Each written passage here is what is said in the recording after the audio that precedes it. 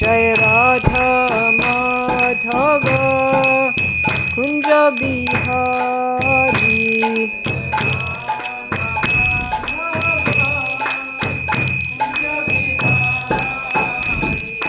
Gopi Jana Vallabha Girivaradari.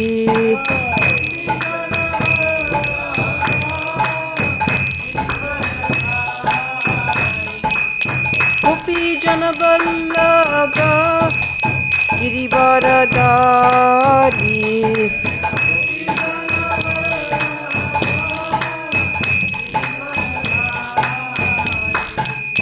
Yashodanandana Braja Jana Ranjana.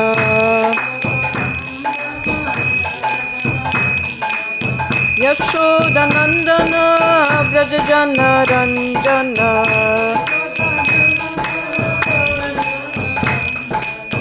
Jamuna Thira Vanachari.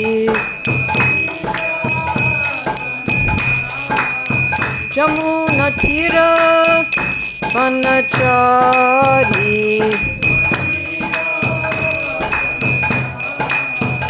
Jaya Radha Madhava Kunja Bihari.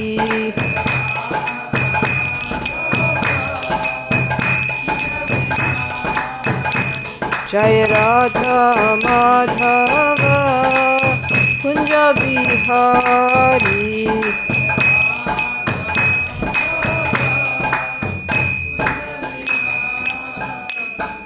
Jayam Vishnupad Paramhansa Paribrajakacharya Stotara Satashi Shimad A.C. Bhaktivedanta Swami Srila Prabhupada Ki Jai. Ananta Koti Vaishnavrinda Ki Jai. Namacharya Srila Haridas Thakur Ki Jai. Prem se kaho Shri Krishna Chaitanya Prabhu Nityananda Shri Advaita Gadadhar Shivas Arigor Bhaktavrinda Ki Jai. Shri Shri Radha Krishna Gopa Gopinatha Shama Kunda Radha Kunda Giri Govardhan Ki Jai. Shri Vrindavan Dham Ki Jai. Mayapur Dham Ki Jai. Jagannath Puri Ki Jai. Ganga Mai Ki Jai. Jamuna Mai Ki Jai. Bhakti Devi Ki Jai. Tulsi Maharani Ki Jai. Samaveda Bhaktavrinda Ki Jai. All glories to the assembled devotees. All glories to the assembled devotees. All glories to the assembled devotees. All glories to Shri Shri Guru and Gauranga. All glories to Srila Prabhupada. प्रभु जी आप दोनों एक साथ में दे रहे? ठीक है.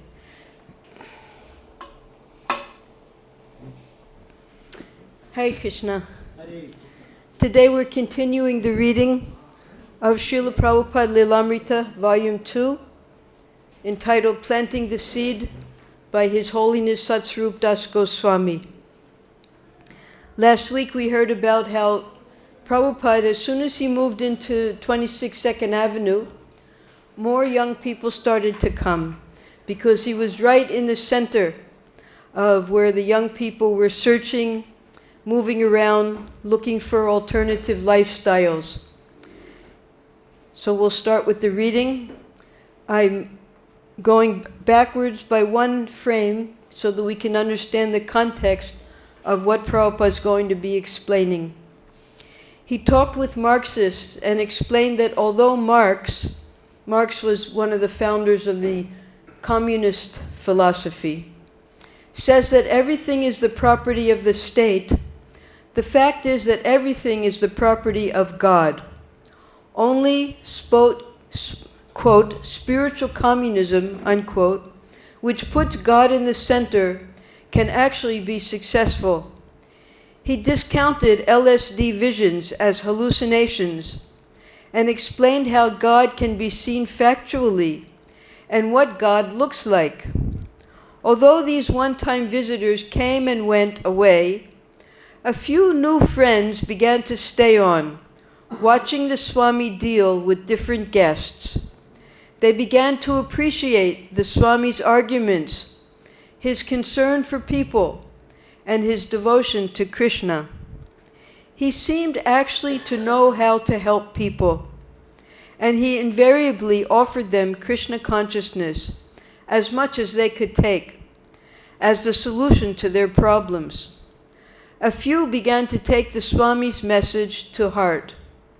So later we'll find that Srila Prabhupada, because of the caliber of the people that were coming to Prabhupada's lectures, he later asked Brahmananda, he said, I want you to go to the mayor's office. I want to get a certificate that we are now able to cure all of these drug addicts and LSD takers by giving them Krishna consciousness. So Brahmananda, he couldn't get the certificate. But Prabhupada, he knew how to solve the problems of these young people who were coming to him, who were so misdirected, just wandering without any genuine philosophy of life, any purpose in life. So Prabhupada, in several of his lectures and also in some Back to Godhead magazine articles, Prabhupada explained the difference between present-day Marxist communism and spiritual communism. Communism is a very great thing when you put Krishna in the center. So Marxist communism, in the communist society described by Marx, the government has supreme authority through its total control of land and means of production, aiming for equality both economically and socially among its followers. So this is why communism failed, because there was no equality. There were still the leaders who had so many benefits and the poor workers who were given what was supposed to be their quota, but they suffered intensely. Now, spiritual communism. Modern society takes the people as a whole as the proprietor of a certain state. But the Vedic conception is Ishavashyam idam sarvam. Everything is owned by Isha, the supreme controller. Tena tyaktena bunjita. You may enjoy what is allotted to you by him. Magrida kasya svidanam. But do not encroach upon others' property. This is the Ishopanishad. Ishopanishad is a portion of the Vedas, the original Vedas. The same idea is explained in the different Puranas. There are many good concepts in the Vedic literature about communism. Communism means we live all communally, as we do in our temples. So the sloka that Prabhupada was quoting to give a definition of spiritual communism is from Shri Ishopanishad, Mantra 1. Ishavashyamidam sarvam yatkincha jagatyam jagat tena tyaktena bunjita magrita kasya svidhanam. Everything, animate or inanimate, that is within the universe is controlled and owned by the Lord. One should therefore accept only those things necessary for himself, which are set aside as his quota, and one should not accept other things, knowing well to whom they belong. So this is the definition of spiritual communism. Now we have from Brahmananda's memories. Brahmananda compiled a book before he left us, entitled Swamiji, his memories of Prabhupada. And Brahmananda remembers at this time, of course, Brahmananda, he joined in August, and we're still dealing with July. July 1st, Prabhupada moved in, and a lot happened in that first month of July. But Brahmananda, having come just a month later, Prabhupada's schedule was pretty well set up from the time he was at the Bowery. Brahmananda remembers a typical day would begin around 7 in the morning with kirtan and class. Swamiji would teach us the Bhagavatam, carrying down the brown book. It had all the major Bhagavatam commentaries in it, and he would speak from that. So that brown book was not the ones that Srila Prabhupada printed. These were the original commentaries. We have one volume, the last volume that Prabhupada was translating from in Prabhupada's house. You can see that in the servants' room. And these were in Bengali text. The Sanskrit was also in Bengali. And the tikas, or the commentaries of the acharyas, were listed after each text. Then one day he brought down a red book, a large, thick red book. And everybody was wondering, what is this red book? So he said, today we will read the Chaitanya Charitamrita. Then that became the standard for a while. There was a radiator. A radiator means a heater. It's a steam heater in the storefront. In the wintertime, it gets cold. Whoever would sit next to the radiator would fall asleep. Everyone would know, don't sit too close to the radiator. But outside of that, life was not very complicated. So in 1966, the archives collected, there are 3 different sections of the Bhaktivedanta archives. One is the audio section. That's the collection of all of Prabhupada's lectures, morning walks, conversations, festival presentations.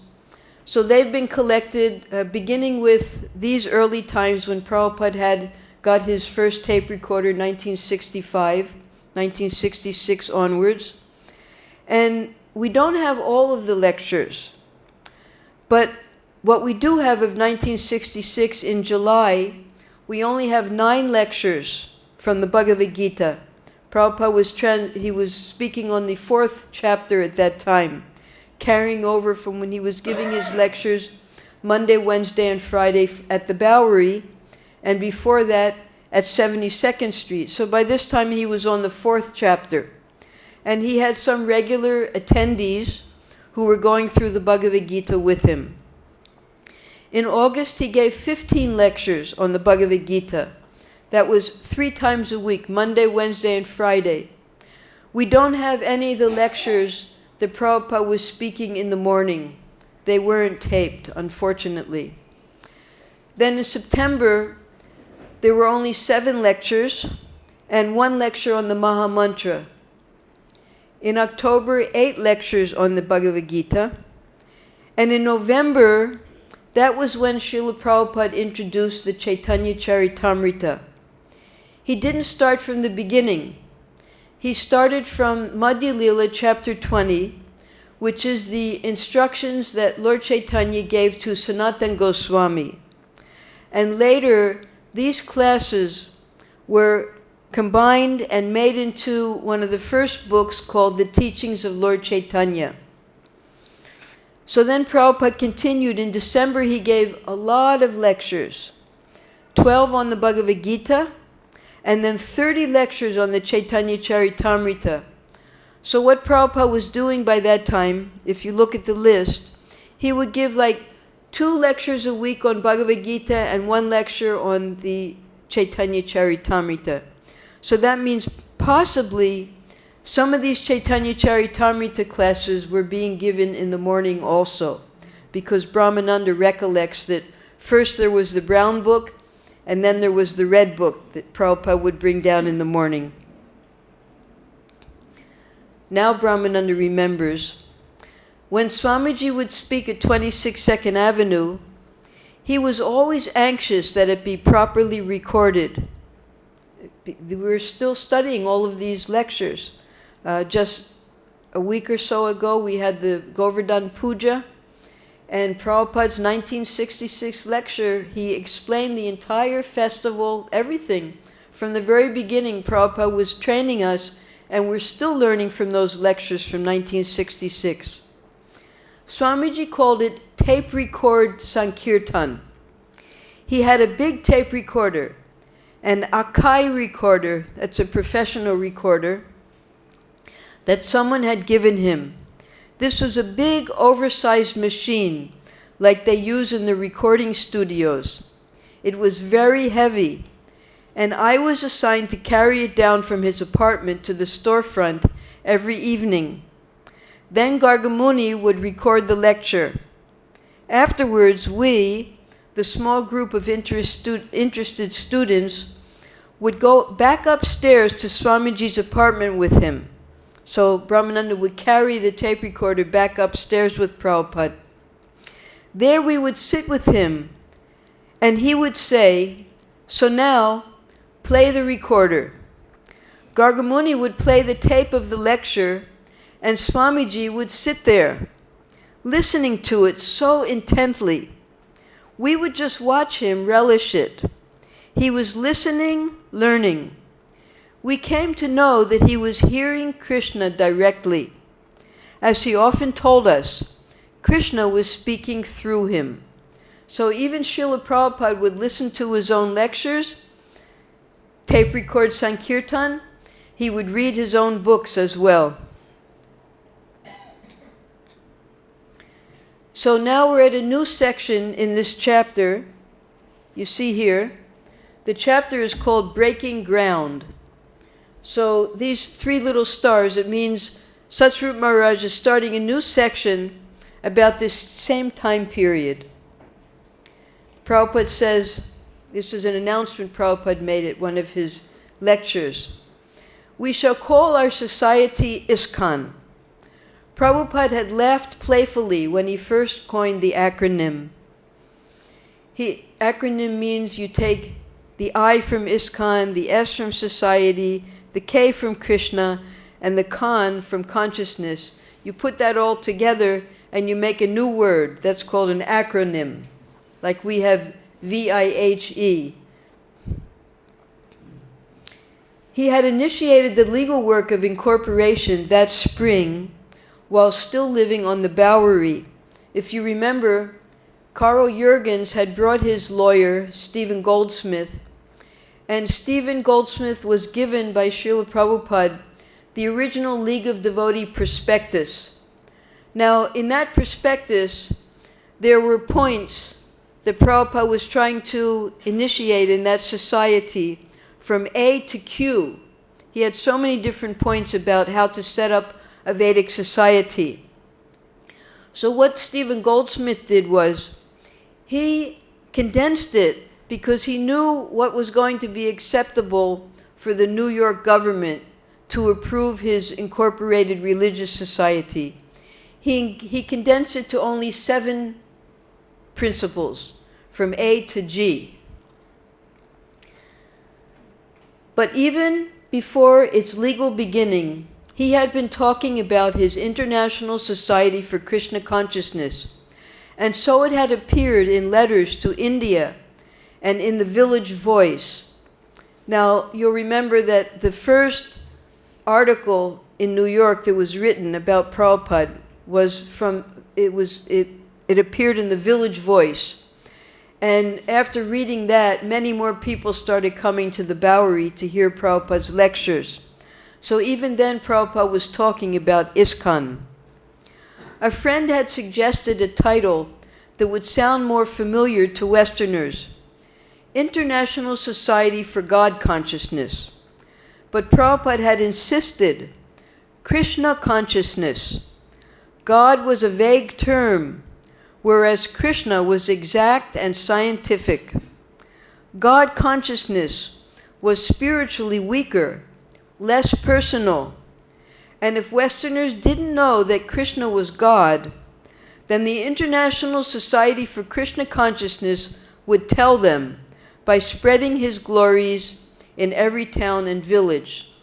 So the conception of God is so indirect. Even if you look it up in the dictionary, God is a noun. It's not a name. It's an object.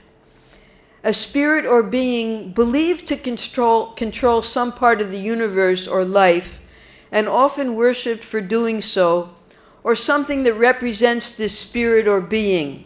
So the definition itself is so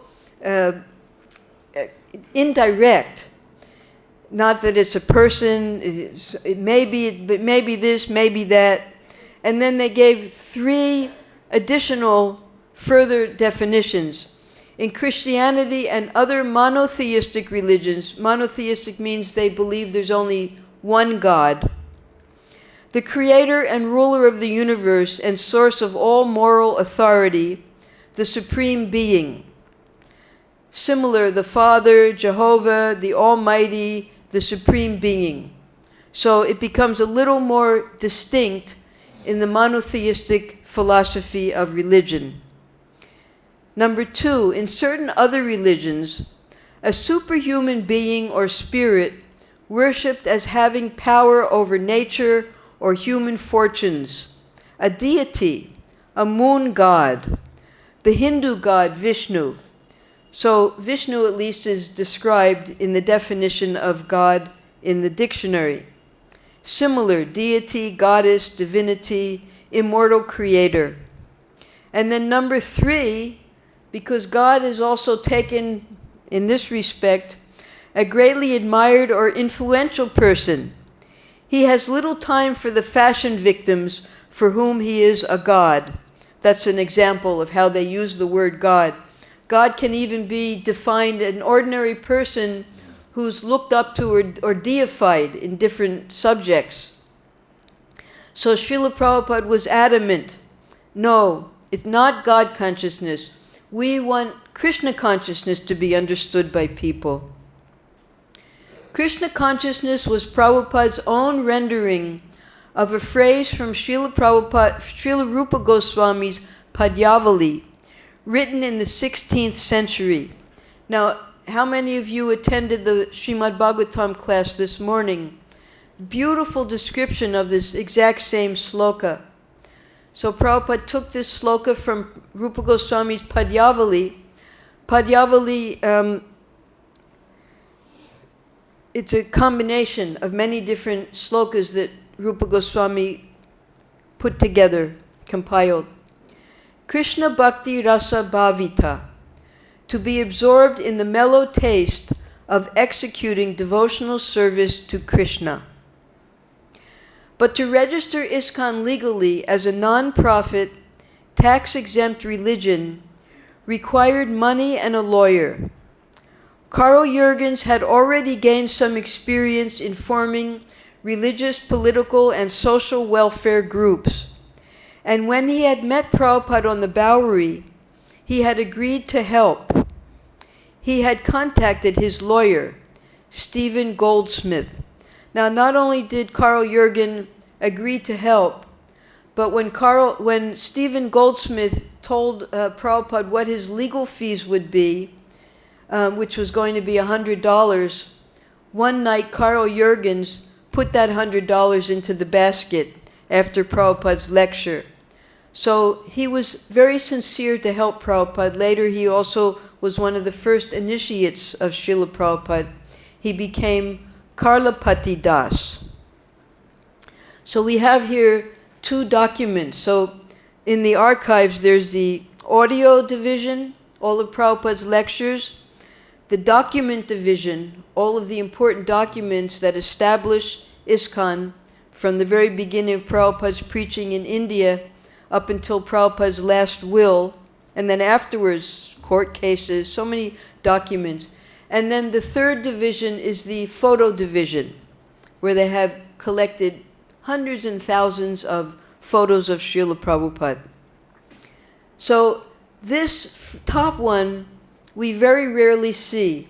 This is the actual certificate of incorporation. And anyone can make a certificate of incorporation if you follow the rules, if you're qualified. And the first qualification is that no other incorporated society has the same name that you are requesting, that you're submitting. So that's what the lawyer has to do. He has to go through all the files of the particular state that you're in, because in America, in India, it's centralized. We have the Charity Commission. Our head office is in Bombay. And the International Society for Krishna Consciousness has one head office. We have a bureau. And all of our temples all around India are considered to just be branch offices of our one head office in Bombay. But in America, it's different. It's decentralized. In every single state, we had to make our own ISKCON. ISKCON of New York, ISKCON of California, ISKCON of Washington, D.C. And this original incorporation that Stephen Goldsmith used, Mukunda Goswami explains this, because Mukunda Goswami was the first signer. This was taken and used as the template for every single ISKCON that was created around the world, not just in America. When they took it to England, they used it. When they took it to India, they used it. Everywhere. So Prabhupada had very big plans. The young men and women who were coming to see Prabhupada, they what, we have a little storefront, a few people come every 3 times a week, a few people are living here, but Prabhupada's vision was how to fulfill the prophecy of Sri Chaitanya Mahaprabhu. And that's why this volume is called Planting the Seed, because this was the seed that was planted that then spread Krishna consciousness all over the world. So this is a copy of the first page on the bottom. I'll just read you the certificate itself, because we have to remember that in America, the motto of America is "In God We Trust," because it was established for religious freedom. People who were being persecuted were able to come to America and practice their religion freely. So by the grace of God, free and independent, to all to whom these presents shall come or may concern, greeting. Know ye that we, having examined the records and files in the office of the clerk of the county of New York and clerk of the Supreme Court of said state for said county, do find a certain certificate of incorporation there remaining in the words and figures following, to wit. And then comes I have a copy of it here. I have a printout of it. Where is it? The certificate of incorporation that Stephen Goldsmith successfully was able to write and present to the County of New York. So I've taken here, because we hear, just as today, in the Bhagavatam class, we hear the first line always, Krishna Bhakti Rasa Bhavita Matihi. And then later in the questions, someone asked, can you talk about the other lines? So I didn't know that class would be made today, but I prepared so that we can understand why Prabhupada particularly chose this sloka.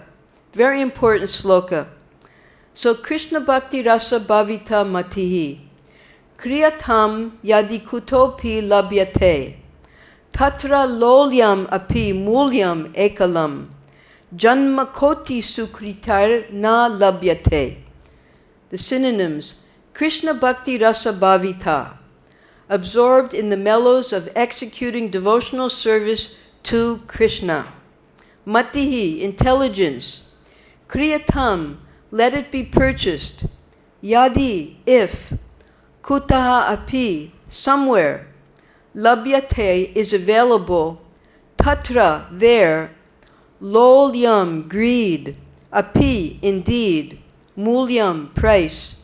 Ekalam, only. Janmakoti, of millions of births. Sukritai, by pious activities. Na, not. Labhyate, is obtained. Translation: pure devotional service in Krishna consciousness cannot be had even by pious activity in hundreds and thousands of lives. It can be attained only by paying one price, that is, intense greed to obtain it.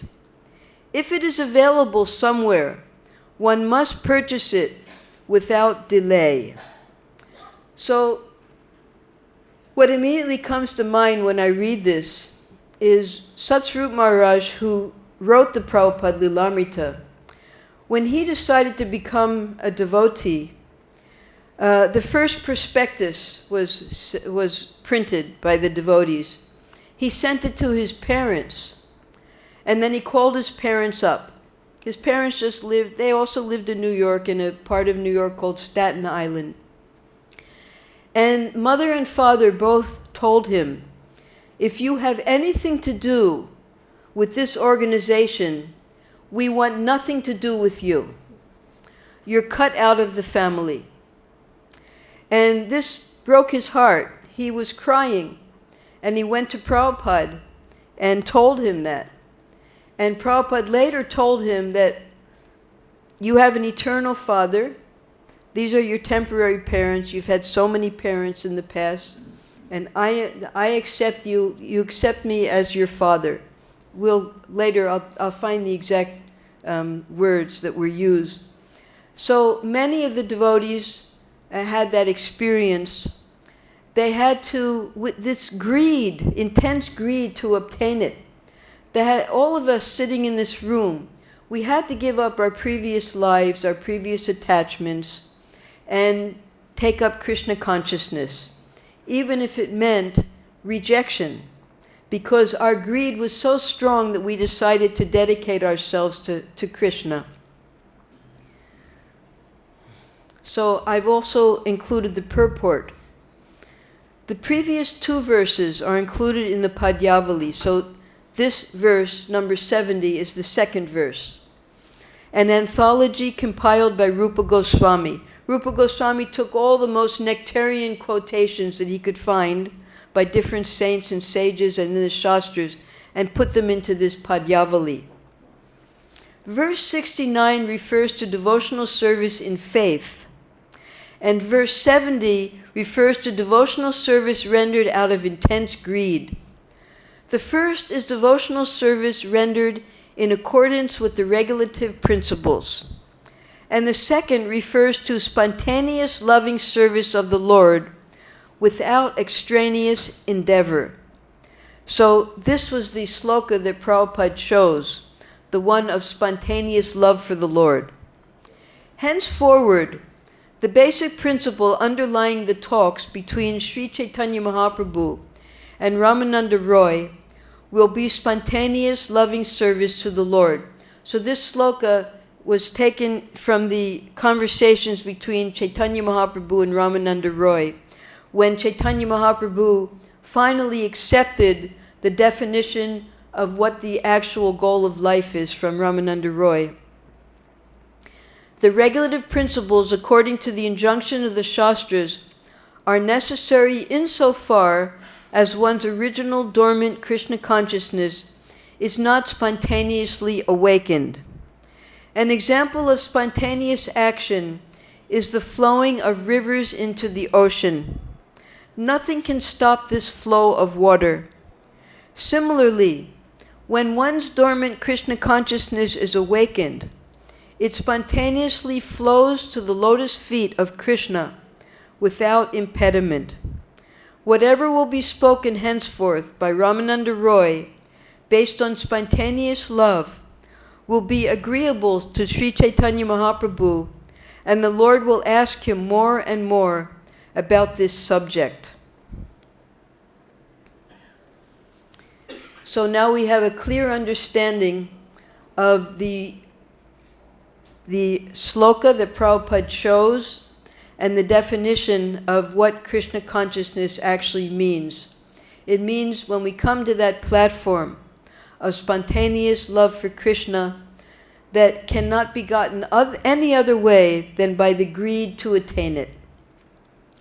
Stephen Goldsmith, a young Jewish lawyer with a wife and 2 children and an office on Park Avenue.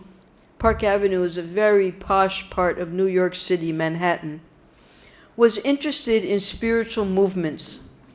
When Carl told him about Prabhupada's plans, he was immediately fascinated by the idea of setting up a religious corporation for an Indian Swami. He visited Prabhupada at 26 Second Avenue, and they discussed incorporation, tax exemption, Prabhupada's immigration status, and Krishna consciousness. Mr. Goldsmith visited Prabhupada several times. Once he brought his children, he had 2 children, who liked the soup the Swami cooked.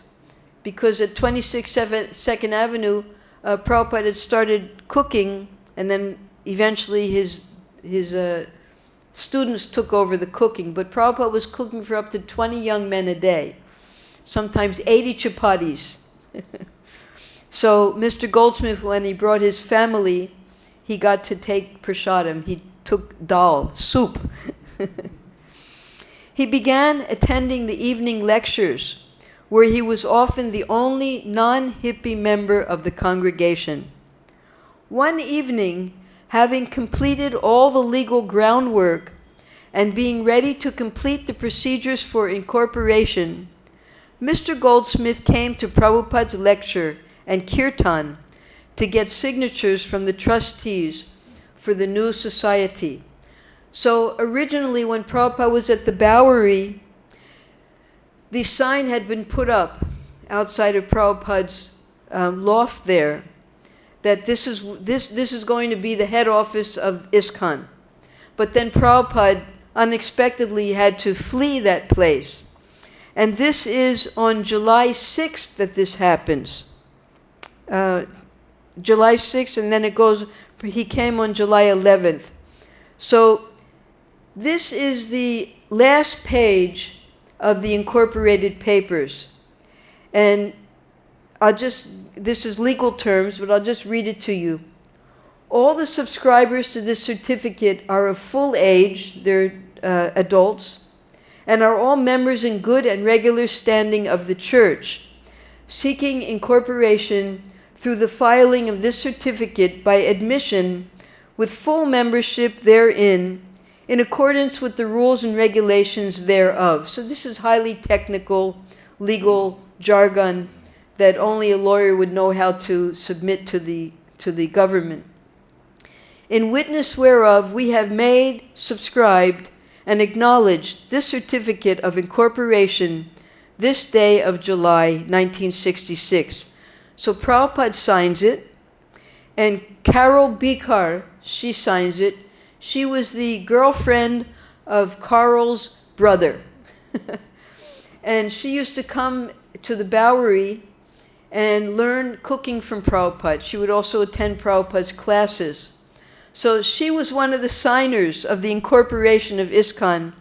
And then Raymond Meres, he later was initiated as Rai Ram. He became Prabhupada's editor. July 11th. So this incorporated paper, I believe, was the certificate itself was July 6th. And then Prabhupada comes, number 26, yes. Stephen Goldsmith, he comes to the evening class on July 11th. Prabhupada is lecturing. Mr. Goldsmith, wearing slacks and a shirt and tie, sits on the floor near the door, listening earnestly to the lecture, despite the distracting noises from the neighborhood.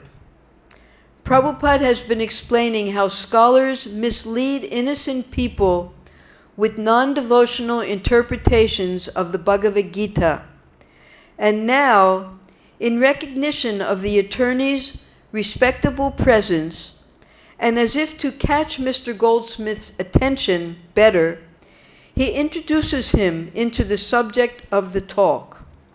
So I put over here one page of Prabhupada's diary that he was keeping, because we went through the 1965 diary, which was called the Jaladuta diary, and Prabhupada would give, every day he would have long, long descriptions of what was happening, what his income was, what his expenditure was, how many people came, who came, things like that.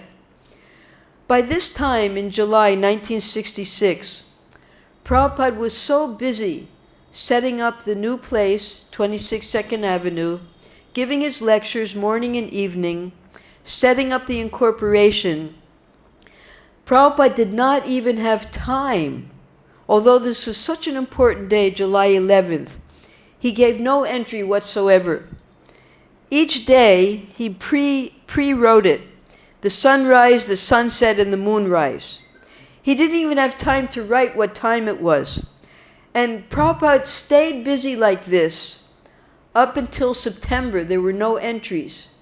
The only entries Prabhupada gave were the incoming donations and his expenditures. He gave no details about what was going on during those days, because this is a very important, groundbreaking time for Prabhupada establishing ISKCON. Now Prabhupada speaking in the lecture with Stephen Goldsmith sitting way in the back of the room. I will give you a practical example of how things are misinterpreted. Just like our president, Mr. Goldsmith has now become the president of ISKCON, Mr. Goldsmith, he knows that expert lawyers, by interpretation, can do so many things. When I was in Calcutta, there was a rent tax passed by the government, and some expert lawyer changed the whole thing by his interpretation.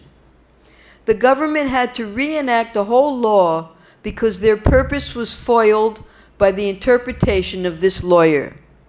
So we are not out for foiling the purpose of Krishna, for which the Bhagavad-Gita was spoken, but unauthorized persons are trying to foil the purpose of Krishna.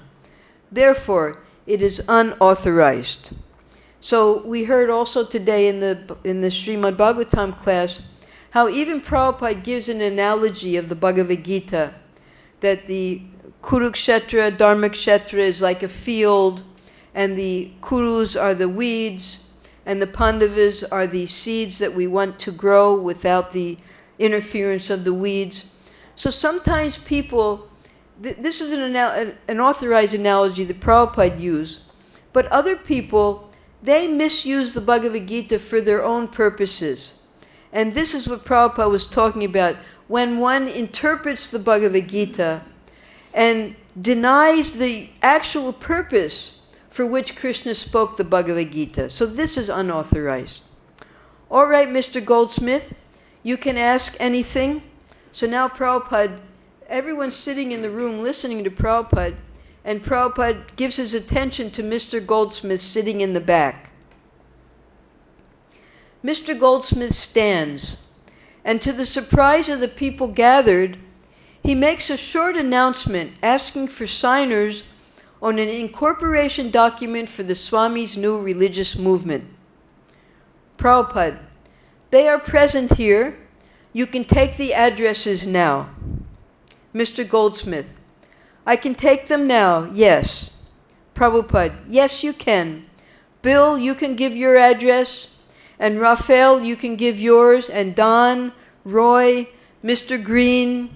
So these are all personalities that we have been hearing about for the past few months, all these regular visitors to Prabhupada's classes. None of them had become full-time devotees. They were attending Prabhupada's classes, or even they were just using Prabhupada's storefront as a place to live because they were homeless, and they were eating Prabhupada's prasadam because they had no money. And these were the people who were our first trustees. As the meeting breaks up, those called on to sign as trustees come forward, standing around in the little storefront, waiting to leave cursorily. It means they didn't even read it. Cursorily means they just flipped the pages. Through the pages the lawyer had produced from his thin attaché. Attaché means his briefcase. And to sign as he directs. Yet not a soul among them is committed to Krishna consciousness. So on the 2 pages here it is, on the 13th day of July, so this is July 11th that he's getting the signatures. So he post-dated it to July 13th. So this was the big night. All of the trustees were going to sign the incorporated papers today. Before me personally came A.C. Bhaktivedanta Swami, Raymond Mares, and Carol Baker, to me known and known to me, to be the individuals described in and who executed the foregoing certificate of incorporation, and they severally acknowledged to me that they severally executed the same. Complete legal jargon, but this is how we got incorporated. And then Stephen Goldsmith, he signs it as a notary public. Now, it's on the strength of Stephen Goldsmith's authority that this was all approved. You can't do these things without a lawyer, without an advocate. So Stephen J. Goldsmith, being duly sworn, deposes and says that he maintains an office for the practice of law at 2 Park Avenue, Borough of Manhattan, City and State of New York, that he is the attorney for the subscribers to the Annexed Certificate of Incorporation of International Society for Krishna Consciousness, Incorporated, that he has made diligent search of the records of the Clerk of the County of New York, and has revealed by such search that no prior corporation with the same or similar name as International Society for Krishna Consciousness, Incorporated, has filed a certificate of incorporation in New York County. The undersigned affirms this under penalty of perjury. So that means he's giving his sworn oath that no other society exists with that name. So you'll see here in India sometimes, you'll see big billboards, ISKCON, IRCON, all different names that they're trying to get the popularity of ISKCON by slightly changing the name a little bit. So this wasn't allowed. That's why only one name, ISKCON, International Society for Krishna Consciousness, was permitted under that name in New York. Now these are in this incorporation certificate, you had to have 3 years worth of trustees. So the first year, the names and addresses of the trustees until the first annual meeting of the corporation are Michael Grant, that's Mukunda Das Goswami, Jan Oslund, she would become Janaki Devi Dasi, that was to be his wife, that's the sister of Jamuna, who we know, and James Green. The names and addresses of, and the next year is Paul Gardner, that was the landlord of 26 2nd Avenue. He became a trustee. Donald Chapdelaine, now he was a visitor from Montreal. He just happened to be staying in the storefront at that time. And Raymond Maris, he also took initiation. Then the third year, Carl Jurgens, Raphael Balsam, and Robert Lefkowitz. So we have who those people are. Let me just, so that we can understand. Yes. So Michael Grant was Mukunda, Jan Oslin was Janaki, James Green became Jagannath Das. Poor Gardner was the landlord. Donald Chapdelaine, he was just a guest, and he became one of the trustees. Raymond Maris became Rai Ram. Carl Jurgens became Karlapati. Raphael Balsam was not initiated. And Robert Lefkowitz was the first of Prabhupada's disciple named Rabindra Swarup. Prabhupada had 2 disciples by that name. So these were the first trustees. Mr. Goldsmith meets his quota of signers, a handful of sympathizers, with enough reverence toward the Swami to want to help him. The first trustees, who will hold office for a year until the first annual meeting of the corporation, are Michael Grant, who puts down his name and address without ever reading the document, Michael's girlfriend Jan, and James Green. No one seriously intends to undertake any formal duties as trustee of the religious society, but they are happy to help the Swami by signing his fledgling society into legal existence. According to law, a second group of trustees will assume office for the second year. They are Paul Gardner, Roy, and Don. The trustees for the third year are Carl Jurgens, Bill Epstein, and Raphael. Now, this is a quotation from Mukunda Goswami from his book, Miracle on Second Avenue. The Swami asked Jan and me if we would act as signatories of this document that would establish his movement as a legal entity. In our early 20s, we were almost the oldest people frequenting the Swami's chanting evenings. So it made sense to us that he would ask us over the teenagers and less responsible visitors who drifted in and out of the scene. We agreed to his proposal, even though the legality of it all seemed a bit excessive, given that the movement consisted of nothing more than a handful of alternatives and a rented storefront. None of them know exactly what the half a dozen legal-sized typed pages mean, except that Swamiji is forming a society. Why? For tax exemption, in case someone gives a big donation, and for other benefits an official religious society might receive. But these purposes hardly seem urgent or even relevant to the present situation. Who's going to make donations? Except maybe for Mr. Goldsmith, who has any money? But Prabhupada is planning for the future, and he's planning for much more than just tax exemptions. He is trying to serve his spiritual predecessors and fulfill the scriptural prediction of a spiritual movement that is to flourish for 10,000 years in the midst of the age of Kali.